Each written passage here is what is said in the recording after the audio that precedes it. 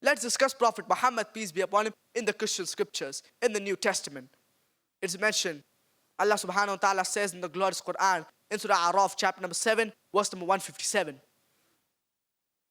الذين يتبعون الرسول النبي الأمي الذي يجدونه مكتوبا عندهم في التوراة والإنجيل. Those who follow the unlettered prophet whom they would find mentioned in the scriptures, in the law and in the gospel. Allah subhanahu wa ta'ala says in the glorious Quran, in Surah Al-Imran, chapter number 3, verse number 49, and Surah Saf, chapter number 61, verse number 6. وَرَسُولًا إِلَى بَنِي إِسْرَائِيل, and a messenger to the children of Israel. So Jesus Christ, peace be upon him, he was only sent for the Bani Israel, only for the Jews. It is mentioned in the Gospel of John, chapter number 14, verse number 16. Jesus Christ, peace be upon him, says, and I shall pray to the Father, and he shall give you another comforter. It is mentioned in the Gospel of John, chapter number 15, verse number 26. It is mentioned, but when the Comforter is come, whom I shall send unto you, even the Spirit of truth, which proceeded from the Comforter, he shall testify of me.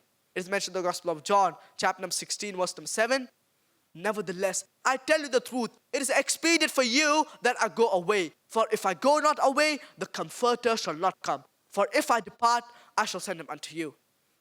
Now the Comforter, if we analyze, in the original language, it is paraclete, which means comforter.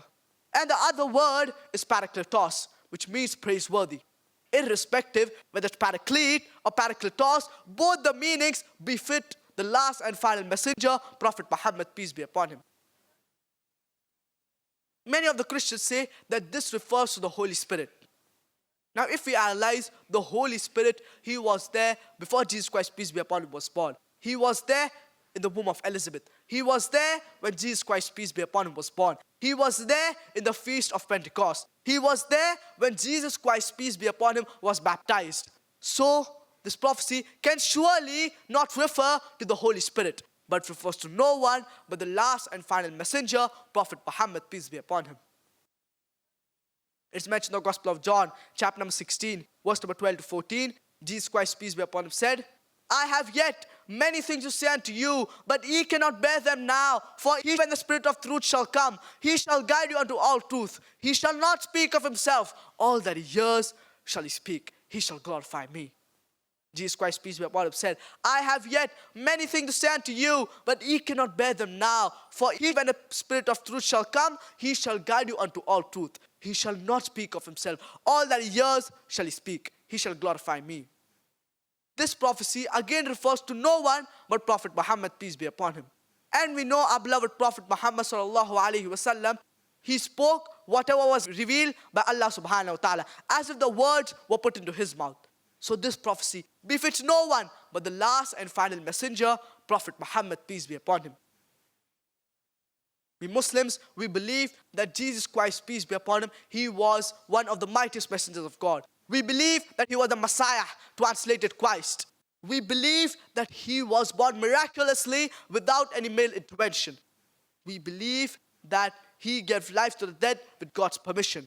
We believe that he healed those born blind and lepers with God's permission. So these prophecies, they befit no one but the last and final messenger, Prophet Muhammad, peace be upon him. This was in brief regarding Prophet Muhammad, peace be upon him, in the Christian scriptures. It was the tip of the iceberg.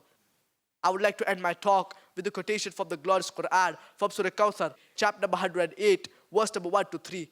Inna a'tainaka al-kawthar. Verily, we have granted thee the abundance. Fasalli li rabbika wanhar. Then glorify thy Lord and praise him. Inna shani'aka huwa al-abtar. Verily, who hath thee will be cut off from future hope. Wa akhiru da'wana anil hamdulillahi rabbil alameen.